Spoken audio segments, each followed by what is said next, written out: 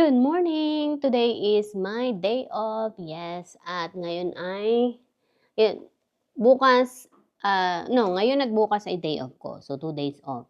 Kaya meron akong time para gawin ang mga kailangan kong gawin. Perfect timing naman na ano na ako kagabi, nagpa-register na ako sa State Board of Pharmacy. Yay! So, yes, ganap na ito. And then, nagpa-schedule na ako na magpa-fingerprinting, yes. At nabigyan ako ng appointment for today, yes. Kahapon ko lang siya ginawa, kagabi pala. Tapos, nagkaroon ng available for tomorrow. Perfect, kasi day off ko. Para mas magawa ko yung kailangan kong gawin. Para hindi ako stress na gagawin ko siya ay during yung may trabaho ako. So, yun, bigay sa akin ng schedule for bukas nga. Masaya ako. And then, pagdating ko na lang gagawin yung mga assignment ko, yung mga homework ko. Ang due pa naman ay hanggang 10 at 11. So, dalawang dates, dalawang due dates ang kailangan kong tapusin today pag uwi ko mamaya. Kaya yun na maghapon or 2 araw. Yes. Kakunti lang naman yung mga tanong sa test. Minsan ay 10 lamang yung tinatanong. Minsan naman ang pinakamahaba is 20 or 20 question. Yun yung sa ginagawa namin online pag nasa bahay kami, pag wala kami sa school. Yun yung mga assignment namin, test. Yes, meron kami ginagawang ganun. Merong math test, merong pharmacy, treatment therapy, yun, ginagawa naming test. Tapos, tawag dito, gumagawa kami ng drug card. So, ang kagandahan, meron ako ditong ginagawa ko siya sa Microsoft Word. Doon ko siya binubuo. Tapos, i-upload ko na lang siya dun sa assignment. Yun, okay naman. Kahapon, nag-test. Kahapon mo yun makalawa, nag-test ako. 10 yung mga tanong. Ang tinamaan ko is 7. 3 ang mali. Sabi ko, oh my God, 3 ang mali. Tapos yun, tinanong ko yung kaklase ko. Tinanong pala ako ng kaklase ko kung nakapag-test na ako. Tapos yun pala, siya ganun din yung test niya, hindi rin magandang nangyari sa test niya. Kasi ilan lang yung tinamaan niya. Yun, kaya medyo pahirap ng pahirap para napapansin ko yung level. Yun.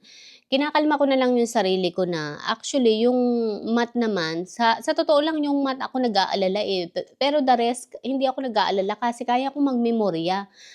Yun, ang problema pati yung isa pa na hindi ko rin, yung parang kinakabahan ako yung fill in the blanks. Kasi yun ang mahirap, lalo na pag kumuha na kami ng board exam. Grabe, doon mahirap kasi may fill in the blanks, lalagyan mo yun. Siyempre, kailangan kabisado yung memorize, kabisado yung words. Kung hindi, Diyos ko po, Lord, yun ang mahirap. Tapos yung math naman is medyo nakakaya ko na kasi basic math lang naman siya. Yun yung pang-araw-araw natin ginagamit sa araw-araw. Well, lately is medyo mahirap na rin kasi kailangan matutunan mo rin yung ano tawag dito? Kailangan matandaan mo rin yung Roman numerals, military time, yung something like that. Grabe, yun. Kailangan ko yung matutunan din.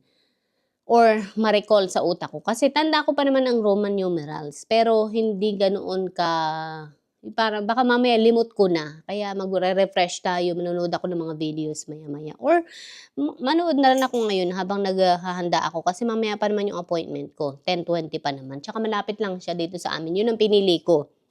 Kasi may pamimilian ng mga lugar kung saan ako pwedeng pumunta. Merong malayo, merong malapit. Gladly, meron akong nakitang malapit. Diyan lang sa Beauregard Street. So, mga 12 minutes from here.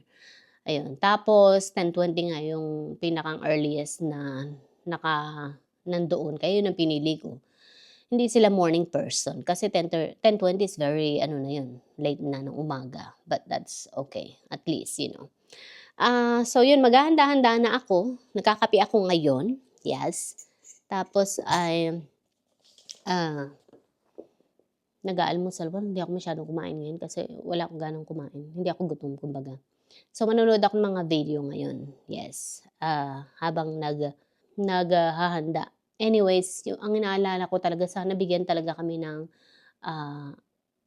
anong tawag dito, reviewer. Lapit na kami. Ang bilis ang buwan. Sabi ko sa inyo, February na ngayon, March. So, parang nirarush-rush na kami. March pa lang naman. Sus, Ginoo, March. Ang layo-layo pa nirarush na kami. Yun. Parang sabi, "Oh, kailangan niyo na gawin ito, ganito, ganyan, kailangan niyo na magpa-fingerprinting, kailangan niyo na magpa-register sa State Board of Pharmacy," ganyan, ganyan. So, yun. Kaya nagpa-register na talaga kami. Ewan ko lang yung iba kong mga kaklase kung nakapagpa-register na. And yun, nagbayad ako para sa State Board nga. Ano lang naman siya, $55. And then yung fingerprinting naman is another $55. And so, yeah, I'm happy. Sana lang is tuloy-tuloy ito at makaya ko yung test. Yun lang talaga yung hinihiling. Makapasa ako sa test, sa board exam. Yun lang talaga yung hinihiling ko. And then, after that, hindi ko na alam kung anong susunod na mangyayari. Hindi ko alam kung saan ako mag-a-apply ng trabaho. Hindi ko alam kung sa ospital ako pa rin magtatrabaho. Pero most definitely, ayoko na makapag-deal sa maraming pasyente. Kung pwede ko yung iiwasan ko kung meron akong makukuhang ganun. Kung wala, talagang wala tayong choice kundi makapag-deal, 'di ba? Yes, sa mga pasyente. Kasi trabaho yun. Siguro naman makakaya ko rin. Wag lamang ako talagang sasagot ng mga telepono kasi ewan ko ba, inaatake talaga ako sa pagsagot sa telepono lalo na meron kasing ibang mga tao nang hirap intindihin sa kabilang linya. Yung pagbigkas sa mga salita nila, hindi mo sila maintindihan. Tapos 'pag hindi mo sila maintindihan, nagagalit sila sa'yo kasi hindi mo sila maintindihan. So, basta ayoko kung hangga't maaari ayoko na may gano'ng senaryo. Pero Lord bahala ka na. Anyways, magre-ready na tayo, saka na ulit tayo mag-usap, okey? Bye.